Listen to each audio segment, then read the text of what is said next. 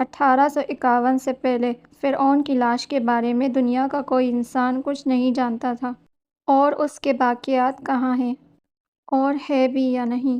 توریت، انجیل اور قرآن مجید میں اس واقعے کا تفصیل سے ذکر ملتا ہے کہ حضرت موسیٰ علیہ السلام اور بنی اسرائیل کا پیچھا کرتے ہوئے فرعون پانی میں غرق ہو کے مر گیا تھا، جبکہ حضرت موسیٰ علیہ السلام اور بنی اسرائیل دریا کے درمیان میں بننے والے راستے سے گزر گئے تھے۔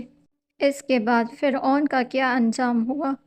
قرآن مجید میں اس کے بارے میں ایک بہت ہی عجیب بات کہی گئی تھی۔ سورہ یونس میں فرعون کا انجام کچھ اس طرح بیان فرمایا گیا تھا: بس ہم تیرے بدن کو سمندر سے نکال کر محفوظ کر لیں گے تاکہ تو بعد میں آنے والوں کے لیے عبرت بن جائے۔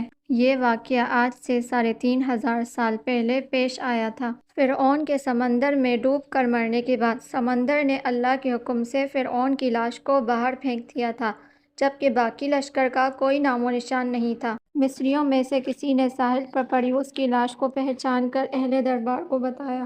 فرعون کی لاش کو دربار میں پہنچایا گیا۔ درباریوں نے اس کی لاش کو مصالے لگا کر محفوظ کر لیا۔ وقت گزرتا رہا، زمین و آسمان نے بہت سے انقلاب دیکھے، جن کی گرد کے نیچے سب کچھ دب گیا تھا۔ فرعون کی لاش بھی زمین کی تہہ میں چھپ گئی۔ فرعون کے نام صرف کتابوں، ان کی تعمیرات اور ذہن میں رہ گئے۔ اس واقعے کے 2000 سال بعد ہمارے پیارے نبی حضرت محمد صلی اللہ علیہ وسلم تشریف لائے۔ آپ پر نازل ہونے والی کتاب قرآن مجید میں فرعون کے قصے بڑے تفصیل سے بیان کیے گئے تھے۔ اسی سلسلے میں فرعون کی لاش کو محفوظ کرنے کے متعلق آیات بھی نازل ہوئی تھیں۔ اس سچائی پر اہل ایمان کا پختہ یقین تو تھا، لیکن وہ سمجھنے سے قاصر تھے کہ اس خدائی کا دعویٰ کرنے والے کی لاش کہاں محفوظ کی گئی ہے۔ سن 1871 میں مصر کے شہر الگورنیا سے تعلق رکھنے والے ایک معمولی چور احمد عبد الرسول کو فرعون کی لاشوں تک جانے والے راستے کا پتہ چل گیا۔ وہ اس سرنگ کے اندر داخل ہوتا اور اس سرنگ میں رکھے ہوئے فرعونیوں کے قیمتی سامان کو بیچا کرتا تھا۔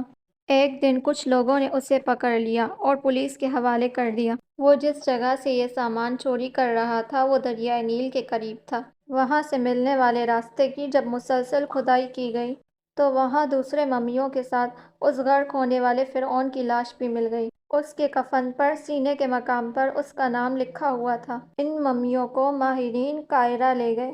جب ان ممیوں کا جائزہ لیا گیا تو فرعون کی لاش پر جمے ہوئے نمک کی تہ سے پتہ چل گیا کہ یہی فرعون ہے، سمندر میں غرق ہوا تھا۔ یہ بہت بڑی کھوج تھی، لہٰذا دنیا بھر کے سائنٹسٹ اور آرکیولوجسٹ مصر آنے لگے۔ اس کی جانچ کرنے کے بعد ایکسپرٹ نے تصدیق کر دی کہ یہ وہی فرعون ہے جو موسیٰ علیہ السلام کے وقت موجود تھا اور خدائی کا دعویدار تھا۔